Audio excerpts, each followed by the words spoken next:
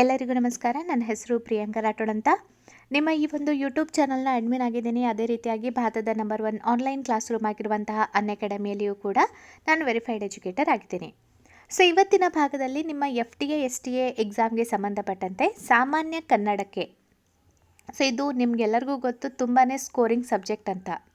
So ಇದಕ್ಕೆ ಸಂಬಂಧಪಟ್ಟಂತೆ ಕೆಲವೊಂದು ಇಂಪಾರ್ಟೆಂಟ್ ಆದಂತಹ ಕ್ವಶನ್ಸ್ಗಳನ್ನು ಮತ್ತು ಈ ಬಿರುದಾಂಕಿತಗಳನ್ನು ಮತ್ತು ನುಡಿಗಟ್ಟುಗಳನ್ನು ಇವತ್ತಿನ ಭಾಗದಲ್ಲಿ ನಾನು ಚರ್ಚೆ ಮಾಡ್ತಾ ಇದ್ದೀನಿ. ಇನ್ನೊಂದೇನಂತ ಹೇಳಬೇಕಂದ್ರೆ, ನೀವು ಬೇಕಾದರೆ ನಿಮಗೆ ಬೇಕು ಅಂತ ಇದ್ದರೆ ಈ ಸಾಮಾನ್ಯ ಕನ್ನಡದಲ್ಲಿ ನಿಮಗೆ ಯಾವ ಪಾರ್ಟ್ ಡಿಫಿಕಲ್ಟ್ ಆಗ್ತಾ ಇದೆ ಅಂತ ನನಗೆ ಕಮೆಂಟ್ ಮಾಡಿ ಹೇಳಿ. ಸೊ ಅದನ್ನು ನಾನೇನು ಮಾಡ್ಬೋದು ಅಂದರೆ, ಹಿಂದಿನ ಎಲ್ಲ ಕ್ವಶನ್ ಪೇಪರ್ಗಳಲ್ಲಿ ಆ ಪಾರ್ಟ್ ನಿಮಗೆ ಯಾವುದು ಡಿಫಿಕಲ್ಟ್ ಆಗ್ತಾ ಇದೆಯಲ್ಲ ಆ ಪಾರ್ಟ್ನ, ಸೊ ಯಾವ ಪಾರ್ಟ್ ನಿಮಗೆ ಡಿಫಿಕಲ್ಟ್ ಆಗ್ತಿದೆ ಅಂತ ಹೇಳಿದರೆ ಅದರದ್ದೆಲ್ಲ ಹಿಂದಿನ ಕ್ವಶನ್ ಪೇಪರ್ನಲ್ಲಿ ಕೇಳಿರುವಂತಹ ಭಾಗವನ್ನು ಒಂದು ಕಡೆ ಕಲೆಕ್ಟ್ ಮಾಡಿ ಬೇಕಾದರೆ ನಾನು ನಿಮಗೆ ಈಸಿ ವೇನಲ್ಲಿ ಹೇಳಲಿಕ್ಕೆ ಪ್ರಯತ್ನವನ್ನು ಪಡ್ಬೋದು. ಓಕೆನಾ? ಸೊ ಹಾಗಾದರೆ ಇವತ್ತಿನ ಭಾಗದಲ್ಲಿ ನಾನು ಕ್ಲಾಸನ್ನು ಸ್ಟಾರ್ಟ್ ಮಾಡ್ತಾ ಇದ್ದೀನಿ. ಮತ್ತು ಈ ಒಂದು ವಿಡಿಯೋ ಇಷ್ಟ ಆದರೆ ಆದಷ್ಟು ಲೈಕ್ ಮಾಡಿ, ಶೇರ್ ಮಾಡಿ, ಸಬ್ಸ್ಕ್ರೈಬ್ ಮಾಡ್ಕೊಳ್ಳಿ. ಇನ್ನೊಂದೇನಂತ ಮಾಡಬೇಕಂತ ಇದ್ದೀನಿ ಅಂದರೆ, ಈಗ ಡೈಲಿ ಫ್ರೀ ಕ್ಲಾಸ್ ಮಾಡಬೇಕಂತ ಇದ್ದೀನಿ. ಸ್ಪೆಷಲ್ ಕ್ಲಾಸ್ ಅಂದರೆ ಈ ಅನ್ಅಕಾಡೆಮಿ ಪ್ಲ್ಯಾಟ್ಫಾರ್ಮ್ನಲ್ಲಿ. ಅಲ್ಲಿ ಏನಂದರೆ ಸ್ವಲ್ಪ ನಾನು ಯಾಕೆ ಅನ್ಅಕಾಡೆಮಿ ಪ್ರಿಫರ್ ಮಾಡ್ತಿದ್ದೀನಿ ಅಂದರೆ, ಅಲ್ಲಿ ಬೋರ್ಡ್ ಸ್ವಲ್ಪ ಜಾಸ್ತಿಯಾಗಿ ನಾನು ಎಲ್ಲ ಎಕ್ಸ್ಪ್ಲೇನ್ ಮಾಡ್ಬೋದು. ಯೂಟ್ಯೂಬ್ನಲ್ಲಿ ನಾನು ಲೈವ್ ಆಗಿ ಬಂದಾಗ ನಿಮಗೆ ನಾನು ಬರೆದು ಹೇಳುವಂಥ ಆಪ್ಷನ್ ಇರಲ್ಲ, ಅಥವಾ ನಾನು ರೆಕಾರ್ಡಿಂಗನ್ನೇ ಕೊಡಬೇಕಾಗತ್ತೆ. ಅಲ್ಲಿ ಲೈವ್ ಕ್ಲಾಸಲ್ಲಿ ಏನಾಗುತ್ತೆ, ನೀವು ಬಂದು ಯಾವ್ಯಾವ ರೀತಿಯಾಗಿ ಮಾಹಿತಿ ಬೇಕು ಅನ್ನೋದನ್ನು ನಾವು ಇದು ಮಾಡ್ಬೋದು. ಇದಷ್ಟೇ ಅಲ್ಲ, ಪಾಲಿಟಿಯನ್ನು ಫಸ್ಟ್ ಬೇಸಿಕ್ ಫೌಂಡೇಶನ್ನಿಂದ ಎಲ್ಲ ಒಂದು ಪ್ರಮುಖ ಪ್ರಶ್ನೆಗಳನ್ನು ಕೇಳ್ತಾ ಹೋಗ್ತೀನಿ. ನೀವು ಬೇಕಾದರೆ ರಿವಿಷನ್ ಮಾಡ್ಕೋಬೋದು. ಹಿಸ್ಟ್ರಿಗೆ ಸಂಬಂಧಪಟ್ಟಂತೆ, ಕರೆಂಟ್ ಅಫೇರ್ಸ್ಗೆ ಸಂಬಂಧಪಟ್ಟಂತೆ ಸೊ ರಿವಿಷನ್ ಕೋರ್ಸ್ ಮಾಡಬೇಕು ಅಂತ ಇದ್ದೀನಿ. ಸೊ ನಿಮಗೆ ಇಷ್ಟ ಆದರೆ ಬಂದು ಜಾಯಿನ್ ಆಗ್ಬೋದು. ಇಲ್ಲಾಂದರೆ ಇಲ್ಲಿಯೂ ಕೂಡ ನಾನು ರೆಕಾರ್ಡಿಂಗ್ಗಳನ್ನು ಹಾಕ್ತಾನೆ ಇರ್ತೀನಿ. ಓಕೆನಾ? ಸೊ ಅದೇ ರೀತಿಯಾಗಿ ಅನ್ಅಕಾಡೆಮಿ ಲರ್ನಿಂಗ್ ಆ್ಯಪನ್ನು ನೀವು ಡೌನ್ಲೋಡ್ ಮಾಡ್ಕೋಬೇಕು. ಅದಷ್ಟೇ, ಅದು ಫ್ರೀ ಆಗಿ, ನೀವು ಪೇ ಮಾಡುವ ಅವಶ್ಯಕತೆಯೂ ಇಲ್ಲ. ಸೊ ಇದನ್ನು ನೀವು ಡೌನ್ಲೋಡ್ ಮಾಡಿಕೊಂಡು ಪ್ರಿಯಾಂಕಾ ರಾಠೋಡ್ ಅಂತ ಸರ್ಚ್ ಮಾಡಿ ಫಾಲೋ ಬಟನನ್ನು ಕ್ಲಿಕ್ ಮಾಡಿ. ಈಗ ಫಾಲೋ ಬಟನನ್ನು ಯಾಕೆ ಕ್ಲಿಕ್ ಮಾಡಿ ಅಂತ ಹೇಳ್ತಾ ಇದ್ದೀನಿ ಅಂದರೆ, ನಾನು ಯಾವಾಗ ಫ್ರೀ ಕ್ಲಾಸ್ ತೊಗೋತೀನಿ ನಿಮಗೆ ನಿಮ್ಮ ಮೊಬೈಲ್ ಫೋನ್ನಲ್ಲಿ ನೋಟಿಫಿಕೇಷನ್ ಬರುತ್ತೆ. ಸೊ ಅದಷ್ಟೇ ಅಲ್ಲ, ನಿಮಗೆ ಒಂದು ಸ್ಪೆಷಲ್ ಕ್ಲಾಸನ್ನು ಅಂದರೆ ಫ್ರೀ ಕ್ಲಾಸಸ್ಗಳನ್ನು ಫಸ್ಟ್ ಟೈಮ್ ಯಾರಾದರೂ ಅಟೆಂಡ್ ಮಾಡ್ತಿದ್ದೀರಾ ಅಂದರೆ ಅನ್ಲಾಕ್ ಕೋಡನ್ನು ಕೇಳುತ್ತೆ. ಅನ್ಲಾಕ್ ಕೋಡ್ನಲ್ಲಿ ನೀವೇನು ಮಾಡಬೇಕು, ಪ್ರಿಯಾ KPSC ಅನ್ನೋದನ್ನು ಟೈಪ್ ಮಾಡಿದರೆ ಫ್ರೀಯಾಗಿ ಅನ್ಲಿಮಿಟೆಡ್ ಕ್ಲಾಸಸ್ಗಳನ್ನು ನನ್ನ ಜೊತೆ ಉಳಿದ 50 ಎಜುಕೇಟರ್ಗಳ ಕ್ಲಾಸಸ್ಗಳನ್ನು ನೀವು ಅಟೆಂಡ್ ಮಾಡ್ಬೋದು. ಮತ್ತು ನನ್ನ ಟೆಲಿಗ್ರಾಮ್ ಲಿಂಕ್ ಕೂಡ ಇದೆ. ಅಲ್ಲಿ ತುಂಬಾ ಇಂಪಾರ್ಟೆಂಟ್ ಆದಂತಹ ಮಾಹಿತಿಗಳನ್ನು ಹಾಕ್ತಾ ಇರ್ತೀನಿ. ಅಂದರೆ ಕರೆಂಟ್ ಅಫೇರ್ಸ್ನಲ್ಲಿ ಸೆಲೆಕ್ಟೆಡ್ ಆಗಿರೋದನ್ನು ಮಾತ್ರ ಅಲ್ಲಿ ನಾನು ನನ್ನ ಗ್ರೂಪ್ನಲ್ಲಿ ಹಾಕ್ತೀನಿ. ಮತ್ತು PDF-ಗಳನ್ನು, ಆಡಿಯೋ ವಿಡಿಯೋ ನೋಟ್ಸ್ಗಳನ್ನು ಹಾಕ್ತಾ ಇರ್ತೀನಿ. ಸೊ ಅಲ್ಲಿ ನೀವು ಟೆಲಿಗ್ರಾಮ್ ಆ್ಯಪ್ ಇದ್ದರೆ ಕ್ರ್ಯಾಕ್ KPSC ಎಕ್ಸಾಮ್ ಅಂತ ಸರ್ಚ್ ಮಾಡಿದರೆ ಸಾಕು, ಆರಾಮಾಗಿ ಅಲ್ಲಿ ನೀವು ಜಾಯಿನ್ ಆಗ್ಬೋದು. ಹಾಗಾದರೆ ಇವಾಗ ಮಾಹಿತಿಯನ್ನು ಸ್ಟಾರ್ಟ್ ಮಾಡೋಣ. ಮೊದಲನೇದು ನೋಡಿ, ಕನ್ನಡದ ಕಾವ್ಯ ಪಿತಾಮಹ ಯಾರು? ಸೊ ಇಲ್ಲಿ ಸರಿಯಾದ ಉತ್ತರ ಪಂಪ. ರನ್ನನ ನಾಟಕೀಯ ಕಾವ್ಯ ಯಾವುದು? ಸೊ ಯಾವುದು ಅಂತ ಹೇಳಬೇಕಂದ್ರೆ ಗದಾಯುದ್ಧ. ನಾಡೋಜ ಪಂಪ ಕೃತಿಯ ಕರ್ತೃ ಯಾರು ಅಂತ ಕೇಳಿದ್ದಾರೆ, ಮುಳಿಯ ತಿಮ್ಮಪ್ಪಯ್ಯ ಅಂತ ಹೇಳ್ಬೋದು. ಪಂಪನ ಲೌಕಿಕ ಕಾವ್ಯ ಯಾವುದು ಅಂತ ಕೇಳಿದ್ದಾರೆ, ಇಲ್ಲಿ ಸರಿಯಾದ ಉತ್ತರ ವಿಕ್ರಮಾರ್ಜುನ ವಿಜಯ. ಪಂಪ ಭಾರತದಲ್ಲಿ ವರ್ಣಿತವಾಗಿರುವ ಸರೋವರ ಯಾವುದು ಅಂತ ಕೇಳಿದರೆ ವೈಶಂಪಾಯನ ಸರೋವರ ಪಂಪ ಭಾರತದಲ್ಲಿ ವರ್ಣಿತವಾಗಿರುವಂತಹ ಸರೋವರ. ಇದಷ್ಟೇ ಅಲ್ಲ, ಮುಂದಿನ ಭಾಗದಲ್ಲಿ ಏನು ಮಾಡ್ತೀನಿ, ಇಂಪಾರ್ಟೆಂಟ್ ಆದಂತಹ ಕವಿಗಳನ್ನು ತೆಗೆದುಕೊಂಡು ಅವರ ಕೃತಿಗಳನ್ನು ಒಂದು ಕಡೆ ಲಿಸ್ಟ್ ಮಾಡಿ ಕೊಡ್ತೀನಿ. ಕನ್ನಡಕ್ಕೆ ಸಂಬಂಧಪಟ್ಟಂತೆ ಕವಿ ಮತ್ತು ಕೃತಿಗಳನ್ನು ಲಿಸ್ಟ್ ಮಾಡಿ ಕೊಡ್ತೀನಿ. ಹಿಸ್ಟ್ರಿಗೆ ಸಂಬಂಧಪಟ್ಟಂತೆ ಕೂಡ ಬಹಳಷ್ಟು ಕೃತಿಗಳು ಬರುತ್ತಲ್ಲ, ಅದನ್ನು ಕೂಡ ಒಂದು ಕ್ಲಾಸ್ ಮಾಡಿ ನಿಮಗೆ ಕಂಪ್ಲೀಟ್ ಮಾಡಿಕೊಡ್ತೀನಿ. ಈಗ ನಿನ್ನೆಯಿಂದ ಎಲ್ಲ ರೆಡಿ ಮಾಡ್ಕೊಂಡಿದ್ದೀನಿ. ನಿನ್ನೆಯಿಂದ ನಾನು ರೆಡಿ ಮಾಡ್ಕೊಂಡಿರೋದು ಏನಂತ ಹೇಳಬೇಕಂದ್ರೆ, ಪ್ರಮುಖ ದಿನಗಳು ಮತ್ತು ಥೀಮ್ಗಳು, ಆಮೇಲೆ ಜಂಟಿ ಸಮರ ಅಭ್ಯಾಸಗಳನ್ನು ನಾನು ಒಂದು ಕಡೆ ಕಲೆಕ್ಟ್ ಮಾಡ್ಕೊಂಡಿದ್ದೀನಿ. ಸೊ ಅದೇ ರೀತಿಯಾಗಿ 2-3 ಪ್ರಮುಖವಾದ ಮಾಹಿತಿಗಳನ್ನು ಒಂದು ಕಡೆ ಕಲೆಕ್ಟ್ ಮಾಡಿದ್ದೀನಿ. ಅದನ್ನೆಲ್ಲ ನಿಮಗೆ ಕೊಡ್ತೀನಿ. ಸೊ ಆದಷ್ಟು ಬೇಗ ನೀವು ಸೆಲ್ಫ್ ಸ್ಟಡಿ ಕೂಡ ಮಾಡೋದನ್ನು ಬಿಡಬೇಡಿ. ನೆಕ್ಸ್ಟ್ ನೋಡೋಣ. ಸೊ ಪಂಪ ಭಾರತದಲ್ಲಿ ನೆತ್ತಮನಾಡಿ ಭಾನುಮತಿ ಸೋಲ್ತೊಡೆ ಮುತ್ತಿನ ಕೆಡನೆ ನೋಡಿ ನೋಡಿ ಬಳುತ್ತಿವೆ, ಈ ಮಾತು ಯಾರ ಸ್ನೇಹದ ಸಂಕೇತವಾಗಿದೆ ಅಂತ ಕೇಳಿದ್ದಾರೆ. ಇಲ್ಲಿ ಸರಿಯಾದ ಉತ್ತರ ಕರ್ಣ ದುರ್ಯೋಧನ. ಓಕೆನಾ? ಮುಂದಿನ ಪ್ರಶ್ನೆ, ಹಿತಮಿತ ಮೃದು ವಚನ ಪ್ರಸನ್ನ ಗಂಭೀರ ವದನ ರಚನಾ ಚತುರ ಯಾರ ಶೈಲಿಯಾಗಿದೆ ಅಂತ ಕೇಳಿದ್ದಾರೆ. ಇಲ್ಲಿ ಪಂಪ ಅವರ ಒಂದು ಶೈಲಿಯಾಗಿದೆ. ಪಂಪ ಭಾರತದಲ್ಲಿ ಕೊನೆಯಲ್ಲಿ ಅರ್ಜುನನೊಡನೆ ಪಟ್ಟಕ್ಕೇರುವಳು ಯಾರು ಅಂತ ಕೇಳಿದ್ದಾರೆ. ಅದು ಪಟ್ಟಕ್ಕೇರುವಳು ಯಾರು ಅಂತ ಹೇಳಬೇಕಂದ್ರೆ ಸುಭದ್ರೆ. ಬೆಳಗುವೆನ್ನಿಲ್ಲಿ ಲೌಕಿಕವನಲ್ಲಿ ಜೀನಾಗಮಂ ಎಂಬ ಉಕ್ತಿ ಬರುವ ಕಾವ್ಯ ಯಾವುದು? ಪಂಪ ಭಾರತ. ಕರ್ಣ ರಸಾಯನ ಮಲ್ತೆ ಭಾರತಂ ಎಂಬ ಉಕ್ತಿ ಬರುವ ಕಾವ್ಯ ಯಾವುದು ಅಂತ ಕೇಳಿದ್ದಾರೆ. ಅದು ಕೂಡ ಪಂಪ ಭಾರತ ಅಂತ ನಾವು ಹೇಳ್ಬೋದು. ಮುಂದಿನ ಪ್ರಶ್ನೆ ನೋಡಿ, ಒಲೈಸಿ ಬಾಳುವುದೇ ಕಷ್ಟಂ ಇಳಾದಿ ನಾದರಂ ಈ ಮಾತನ್ನ ಹೇಳಿದ ಕವಿ ಯಾರು? ಇಲ್ಲಿ ಸರಿಯಾದ ಉತ್ತರ ಪಂಪ. ವಿಕ್ರಮಾರ್ಜುನ ವಿಜಯದ ಮೂಲ ಆಕರ ಗ್ರಂಥ ಯಾವುದು ಅಂತ ಕೇಳಿದ್ದಾರೆ. ಅದು ಯಾವುದು ಅಂದರೆ ವ್ಯಾಸ ಭಾರತ. ರನ್ನನನ್ನ ಶಕ್ತಿ ಕವಿ ಎಂದು ಕರೆದವರು ಯಾರು? ಇಲ್ಲಿ ಸರಿಯಾದ ಉತ್ತರ ಕುವೆಂಪು. ಕುಪ್ಪಳ್ಳಿ ವೆಂಕಟಪ್ಪ ಪುಟ್ಟಪ್ಪ ಅವರ ಒಂದು ಪೂರ್ಣ ನಾಮ ಅಂತ ಹೇಳ್ಬೋದು. ನಿನ್ನಂ ಪೆತ್ತಳ ಒಲೆ ಒತ್ತಳೆ ವೀರ ಜನನಿ ವೇಸಂ ವೆತ್ತಳ ಎಂಬ ಕಾವ್ಯವನ್ನು ಯಾವುದು ಅಂತ ಹೇಳಬೇಕಂದ್ರೆ ಸತ್ಯಾಶ್ರಯ ಇರುವ ಬೆಡಂಗ ಅಂತ ನಾವು ಹೇಳ್ಬೋದು. ಇನ್ನೊಂದೇನೆಂದರೆ ನೀವು ನೋಡಿದಿರೋ ಇಲ್ವೋ ಗೊತ್ತಿಲ್ಲ, ನಾನು ಬೇಕಾದರೆ ಇವಾಗ ಲಿಂಕನ್ನು ಕೊಡ್ತೀನಿ. ಆಡಿಯೋ ನೋಟ್ಸ್ಗಳು ಸಿಕ್ಕಾಪಟ್ಟೆ ಇದೆ. ಆಡಿಯೋ ನೋಟ್ಸ್ಗಳಲ್ಲಿ ಕನ್ನಡ ಸಾಹಿತ್ಯಕ್ಕೆ ಸಂಬಂಧಪಟ್ಟಂತೆ ಈ ನಿಮ್ಮ FTA STA ಕನ್ನಡ ಸಾಹಿತ್ಯ ಸಾಮಾನ್ಯ ಕನ್ನಡದ ಪ್ರಶ್ನೆಗಳು ಇದೆಯಲ್ಲ, ಆಡಿಯೋ ರೂಪದಲ್ಲಿ ಸಿಕ್ಕಾಪಟ್ಟೆ ಪ್ರಶ್ನೆ ಇದೆ. ನೀವು ಪ್ರತಿ ಸಲ ಏನು ಮಾಡ್ತೀರಾ, ನಿಮಗೆ ವಿಡಿಯೋ ನೋಟ್ಸ್ ಬೇಕಾಗಿರುತ್ತೆ. ಆದರೆ ವಿಡಿಯೋ ನೋಟ್ಸ್ಗಳಲ್ಲಿ ಒಂದೊಂದು ಸಲ ರೆಡಿ ಮಾಡುವಾಗ ಕಷ್ಟ ಆಗುತ್ತೆ. ನಾನು ಹಿಂದೆ ಇದೆಯಲ್ಲ ಬಹಳಷ್ಟು ಆಡಿಯೋ ನೋಟ್ಸ್ಗಳನ್ನು ರೆಡಿ ಮಾಡಿಟ್ಟಿದ್ದೀನಿ ಕನ್ನಡಕ್ಕೆ ಸಂಬಂಧಪಟ್ಟಂತೆ. ನೀವು ಒಂದು ವೇಳೆ ಇಂಟ್ರೆಸ್ಟ್ ಇದ್ದರೆ ಅಥವಾ ನೀವು ಬೇರೆ ಕೆಲಸದಲ್ಲಿ ಇದ್ದಾಗ ಈ ಆಡಿಯೋ ನೋಟ್ಸ್ಗಳನ್ನು ಕೇಳೋ ಮೂಲಕ ಸಾಮಾನ್ಯ ಕನ್ನಡದ ಹಲವಾರು ಪ್ರಶ್ನೆಗಳನ್ನು ನೀವೇನು ಮಾಡ್ಕೋಬೋದು, ಅರ್ಥ ಮಾಡ್ಕೋಬೋದು ಅಂತ ಹೇಳ್ಬೋದು. ಅದರ ಲಿಂಕನ್ನು ಬೇಕಾದರೆ ನಾನು ಕಮೆಂಟ್ ಬಾಕ್ಸ್ನಲ್ಲಿ ಮತ್ತು ಡಿಸ್ಕ್ರಿಪ್ಷನ್ ಬಾಕ್ಸ್ನಲ್ಲಿ ಕೊಟ್ಟಿರ್ತೀನಿ, ನೀವು ನೋಡ್ಕೋಬೋದು. ಓಕೆ, ಪಂಪನ ಯಾವ ಕೃತಿ 3 ತಿಂಗಳಲ್ಲಿ ರಚನೆಯಾಗಿದೆ? ಪಂಪ ಭಾರತ 3 ತಿಂಗಳಿನಲ್ಲಿ ರಚನೆ ಆಗಿರೋದು. ಕತೆ ಪಿರಿದಾದೊಡಂ ಕತೆಯ ಮೇಯ್ಗಿಡ ಲಿಯದೆ ರಚಿತವಾದ ಪಂಪನ ಕಾವ್ಯ ಯಾವುದು? ಅದು ಕೂಡ ಪಂಪ ಭಾರತ. ಈ ಕ್ವಶನ್ ಬಂದು ಹೋಗಿದೆ ಈಗಾಗಲೇ. ಪಂಪ ಭಾರತದಲ್ಲಿರುವ ಒಟ್ಟು ಆಶ್ವಾಸಗಳು ಎಷ್ಟು ಅಂತ ಕೇಳಿದ್ದಾರೆ? 14 ಆಶ್ವಾಸಗಳು. ಪಂಪ ಕನ್ನಡ ಕಾಳಿದಾಸ ಎಂದು ಹೇಳಿದವರು ಯಾರು ಅಂತ ಕೇಳಿದ್ದಾರೆ? ತೀನಂ ಶ್ರೀ. ಇದು ಕೂಡ ಬಂದು ಹೋಗಿದೆ. ಸೂಲ ಪಡೆಯಲಪ್ಪುದು ಕಾಣ ಮಹಾಜಿರಂಗದೊಳ್ ಎಂಬ ವಾಕ್ಯ ಪಂಪನ ಯಾವ ಕಾವ್ಯದಲ್ಲಿದೆ? ಪಂಪ ಭಾರತದಲ್ಲಿ ಇದೆ. ಸಂಸ್ಕೃತ ಸಾಹಿತ್ಯಕ್ಕೆ ಆದಿಕವಿ ವಾಲ್ಮೀಕಿ ಆದಂತೆ ಕನ್ನಡ ಆದಿಕವಿ ಪಂಪ ಈ ಮಾತನ್ನು ಹೇಳಿದವರು ಯಾರು ಅಂತ ಕೇಳಿದರೆ ಇಲ್ಲಿ ಸರಿಯಾದ ಉತ್ತರ TS ವೆಂಕಣ್ಣಯ್ಯ ಅಂತ ಹೇಳ್ಬೋದು.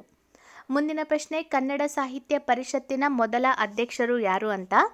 HV ನಂಜುಂಡಯ್ಯ. ಈ ಕ್ವಶನ್ ನಿಮಗೆ ಪಕ್ಕ ಯಾವುದು?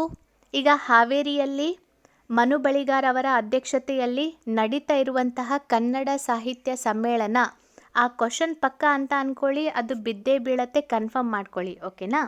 ಅದಷ್ಟೇ ಅಲ್ಲ, ಈ ಗೀತಾ ನಾಗಭೂಷಣ್ ಅವರ ಮೇಲೆ ಕೂಡ ಒಂದು ಕ್ವಶನ್ ಬರುತ್ತೆ. ಅವರ ಪ್ರಮುಖ ಕೃತಿಗಳು ಮತ್ತು ತುಂಬಾ ಮಹತ್ವವಾದಂತಹ ಸಾಹಿತಿಯಾಗಿದ್ದರು ಅವರು. ಇತ್ತೀಚೆಗೆ 2020ರಲ್ಲಿ ನಿಧನರಾಗಿರೋದ್ರಿಂದ ಅವ್ರ ಮೇಲೆ ಮಾತ್ರ ಪಕ್ಕಾ ಒಂದು ಕ್ವಶನ್. ಯಾವ ರೀತಿ ಬರುತ್ತೆ ಅಂತ ನಾಳಿನ ಕ್ಲಾಸ್ನಲ್ಲಿ ಬೇಕಾದರೆ ನಿಮಗೆ ನಾನು ರೈಟಿಂಗ್ನಲ್ಲಿ ಬರೆದಿರುವಂಥ ನೋಟ್ಸನ್ನು ಕೊಡ್ತೀನಿ, ಅದನ್ನು ನೋಡ್ಕೊಳ್ಳಿ. ಓಕೆನಾ? ಕರ್ನಾಟಕ ರತ್ನ ಪ್ರಶಸ್ತಿ ಪಡೆದ ಮೊದಲ ನಟ ಡಾಕ್ಟರ್ ರಾಜ್ಕುಮಾರ್. ಕನ್ನಡದ ಮೊದಲ ಕಾನೂನು ಪತ್ರಿಕೆ ಯಾವುದು? JB ಜೋಶಿ. ಕಪ್ಪೆ ಅರಬಟ್ಟ ಶಾಸನದ ಸಾಹಿತ್ಯ ಪ್ರಕಾರ ಯಾವುದು? ತ್ರಿಪದಿ. ಕನ್ನಡದ ಮೊದಲ ಗದ್ಯ ಕೃತಿ ಯಾವುದು? ವಡ್ಡಾರಾಧನೆ. ಶ್ರೀ ರಾಮಾಯಣ ದರ್ಶನಂನಲ್ಲಿರುವ ಛಂದಸ್ಸು ಯಾವುದು? ಮಹಾಛಂದಸ್ಸು ಅಂತ ಹೇಳ್ಬೋದು. ಮುಂದಿನ ಪ್ರಶ್ನೆ ನೋಡೋಣ. ಶತಪಥ ಬ್ರಾಹ್ಮಣರಲ್ಲಿ ಉಲ್ಲೇಖಿಸಲಾಗಿರುವ ಕಥೆಯ ರಾಜ ಯಾವ ವಂಶಕ್ಕೆ ಸೇರಿದವನು? ಸರಿಯಾದ ಉತ್ತರ ವಿದೇಹರು ಅಂತ ಹೇಳ್ಬೋದು. ಗೋಕರ್ಣದ ಗೌಡಶಾನಿ ನಾಟಕದ ಲೇಖಕರು ಯಾರು? ಚಂದ್ರಶೇಖರ್ ಪಾಟೀಲ್. ಅಭಿನವ ಕಾಳಿದಾಸ ಎಂದು ಯಾರನ್ನ ಕರೆಯಲಾಗತ್ತೆ? ಬಸವಪ್ಪ ಶಾಸ್ತ್ರಿ ಅವರನ್ನ. ಯಮನಿಗೂ ಮತ್ತು ನಚಿಕೇತನಿಗೂ ನಡೆದ ಪ್ರಸಿದ್ಧ ಸಂವಾದವಿರುವುದು ಯಾವುದರಲ್ಲಿ ಅಂತ ಕೇಳಿದರೆ ಕಠೋಪನಿಷತ್ನಲ್ಲಿ ಹೇಳ್ಬೋದು. ತನ್ನ ಸಂದೇಶ ಸಾರಲು ಹಿಂದಿ ಭಾಷೆಯನ್ನು ಬಳಸಿದ ಪ್ರಥಮ ಭಕ್ತಿ ಸಂತ ಯಾರು ಅಂತ ಕೇಳಿದರೆ ರಮಾನಂದ. ಕಲ್ಹಣನ್ನು ರಚಿಸಿರುವ ರಾಜತರಂಗಿಣಿಯು ಯಾವುದರ ಇತಿಹಾಸವನ್ನು ಹೇಳುತ್ತೆ ಅಂತ ಹೇಳಬೇಕಂದ್ರೆ ಕಾಶ್ಮೀರದ ಇತಿಹಾಸವನ್ನು ಕುರಿತಾಗಿ ಅದು ನಮಗೆ ಮಾಹಿತಿಯನ್ನು ನೀಡುತ್ತೆ. ಈಗ ನೋಡಿ, ಬಿರುದಾಂಕಿತರ ಮೇಲೆ ಒಂದು ಕ್ವಶನ್ ಅಂತೂ ಪಕ್ಕ ಬಂದೇ ಬರುತ್ತೆ. ಸೊ ಹಾಗಾದರೆ ಎಲ್ಲ ಪ್ರಮುಖ ಬಿರುದಾಂಕಿತರನ್ನು ನೋಡ್ತಾ ಹೋಗೋಣ. ರಸಋಷಿ ಯಾರಿಗೆ ಇದ್ದಂತಹ ಬಿರುದು? ಕುವೆಂಪು. ನಾಡೋಜ ಪಂಪ ಅವರಿಗೆ. ಕರ್ನಾಟಕದ ಗಾಂಧಿ ಹರ್ಡೇಕರ್ ಮಂಜಪ್ಪ. ಕರ್ನಾಟಕದ ಉಪ್ಪಿನ ಮನುಷ್ಯ ಹಳ್ಳಿಕೇರಿ ಗುದ್ಲೆಪ್ಪ. ಯಲಹಂಕ ನಾಡಪ್ರಭು ಕೆಂಪೇಗೌಡ. ಸೊ ಮತ್ತು ಕೆಂಪೇಗೌಡ ಅವರ ಕಂಚಿನ ಪ್ರತಿಮೆಯನ್ನು ಮತ್ತು ಅದೇ ರೀತಿಯಾಗಿ ಥೀಮ್ ಪಾರ್ಕನ್ನು ಎಲ್ಲಿ ನಮ್ಮ ಏರ್ಪೋರ್ಟ್ನಲ್ಲಿ, ಬೆಂಗಳೂರು ಏರ್ಪೋರ್ಟ್ನಲ್ಲಿ ಮಾಡಬೇಕು ಅಂತ ಸೊ ಎಲ್ಲ ಸಿದ್ಧತೆ ನಡೆದಿದೆ ನಮ್ಮ ಬಜೆಟ್ನ ಪ್ರಕಾರ. ಸೊ ಅದ್ರ ಮೇಲೆ ಕ್ವಶನ್ ಬರ್ಬೋದು. ಇನ್ನೊಂದೇನೆಂದರೆ ಬಸವಣ್ಣನವರ ಅನುಭವ ಮಂಟಪಕ್ಕೆ ಮತ್ತು ಕಂಚಿನ ಪ್ರತಿಮೆಗೋಸ್ಕರ ಇವಾಗ ಮತ್ತೆ ಅನುದಾನವನ್ನು ನೀಡಲಾಗಿದೆ. ಸೊ ಅದು ಕೂಡ ನಿಮಗೆ ಕ್ವಶನ್ ಬರ್ಬೋದು. ವರಕವಿ ಬೇಂದ್ರೆ ಅಂತ ಹೇಳ್ಬೋದು. ಕುಂದರ ನಾಡಿನ ಕಂದ ಬಸವರಾಜ ಕಟ್ಟಿಮನಿ. ಪ್ರೇಮಕವಿ KS ನರಸಿಂಹಸ್ವಾಮಿ. ಚಲಿಸುವ ವಿಶ್ವಕೋಶ ಕೆ ಶಿವರಾಮ್ ಕಾರಂತ್. ಚಲಿಸುವ ನಿಘಂಟು DL ನರಸಿಂಹಾಚಾರ. ದಲಿತ ಕವಿ ಟಿ ಸಿದ್ದಲಿಂಗಯ್ಯ. ಅಭಿನವ ಭೋಜರಾಜ ಮುಮ್ಮಡಿ ಕೃಷ್ಣರಾಜ ಒಡೆಯರಿಗೆ ಇದ್ದಂತಹ ಬಿರುದುಗಳು. ಅದೇ ರೀತಿಯಾಗಿ ಪ್ರಾಕ್ತನ ವಿಮರ್ಶಕ ವಿಚಕ್ಷಣ ಯಾರಿಗೆ ಇದ್ದಂತಹ ಬಿರುದು? R ನರಸಿಂಹಾಚಾರ. ವರನಟ ರಾಜ್ಕುಮಾರ್. ದಾನ ಚಿಂತಾಮಣಿ, ಸಾರಿ ಇಲ್ಲಿ ದಾನ ಅಂತ ಬರೆಯೋದನ್ನು ಮರೆತುಬಿಟ್ಟಿದ್ದೀನಿ, ದಾನ ಚಿಂತಾಮಣಿ ಅತ್ತಿಮಬ್ಬೆ. ಕನ್ನಡದ ಕುಲಪುರೋಹಿತ ಆಲೂರು ವೆಂಕಟರಾಯ. ಈ ಕ್ವಶನ್ ಅಂತೂ ಭಾಳ ಸಲ ಬಂದಿದೆ ನಿಮಗೆ. ದಾನ ಚಿಂತಾಮಣಿ ಕೂಡ ಬಂದು ಹೋಗಿದೆ. ಕನ್ನಡದ ಶೇಕ್ಸ್ಪಿಯರ್ ಕಂದಗಲ್ ಹನುಮಂತರಾಯ. ಕನ್ನಡದ ಕೋಗಿಲೆ P ಕಾಳಿಂಗರಾವ್. ಕನ್ನಡದ ವರ್ಡ್ಸ್ವರ್ತ್ ಕುವೆಂಪು. ಕಾದಂಬರಿ ಸಾರ್ವಭೌಮ ಯಾರಿಗೆ ಇದ್ದಂತಹ ಬಿರುದು? ಅನ ಕ್ರೂ ಅವರಿಗೆ ಇದ್ದಂತಹ ಒಂದು ಬಿರುದು. ಕನ್ನಡದ ಆಸ್ತಿ ಮಾಸ್ತಿ ಅಂತ ಹೇಳ್ಬೋದು, ಅಥವಾ ಮಾಸ್ತಿ ವೆಂಕಟೇಶ್ ಅಯ್ಯಂಗಾರ್ ಅಂತ ಹೇಳ್ಬೋದು. ಕನ್ನಡದ ದಾಸಯ್ಯ ಶಾಂತಕವಿ. ಕಾದಂಬರಿ ಪಿತಾಮಹ ಗಳಗನಾಥ. ತ್ರಿಪದಿ ಚಕ್ರವರ್ತಿ ಸರ್ವಜ್ಞ.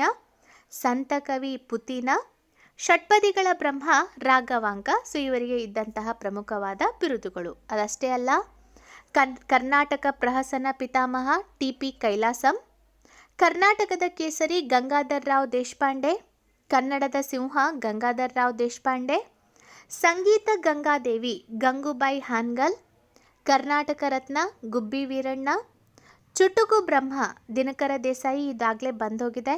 ಅಭಿನವ ಪಂಪ ನಾಗಚಂದ್ರ, ಇದು ಕೂಡ ಬಂದೋಗಿದೆ. ಕರ್ನಾಟಕ ಸಂಗೀತ ಪಿತಾಮಹ ಪುರಂದರದಾಸರು, ಇದು ಕೂಡ ಬಂದೋಗಿದೆ. ಕರ್ನಾಟಕದ ಮಾರ್ಟಿನ್ ಲೂಥರ್ ಬಸವಣ್ಣನವರು. ಅಭಿನವ ಕಾಳಿದಾಸ ಬಸವಪ್ಪ ಶಾಸ್ತ್ರಿಯವರಿಗೆ ಇದ್ದಂತಹ ಬಿರುದು. ಇದಷ್ಟೇ ಅಲ್ಲ, ಸಾವಿರ ಹಾಡುಗಳ ಸರದಾರ ಬಾಳಪ್ಪ ಹುಕ್ಕೇರಿ. ಕನ್ನಡದ ನಾಡೋಜ ಮುಳ್ಳಿಯ ತಿಮ್ಮಪ್ಪಯ್ಯ. ಸಣ್ಣ ಕತೆಗಳ ಜನಕ ಮಾಸ್ತಿ ವೆಂಕಟೇಶ್ ಅಯ್ಯಂಗಾರ್.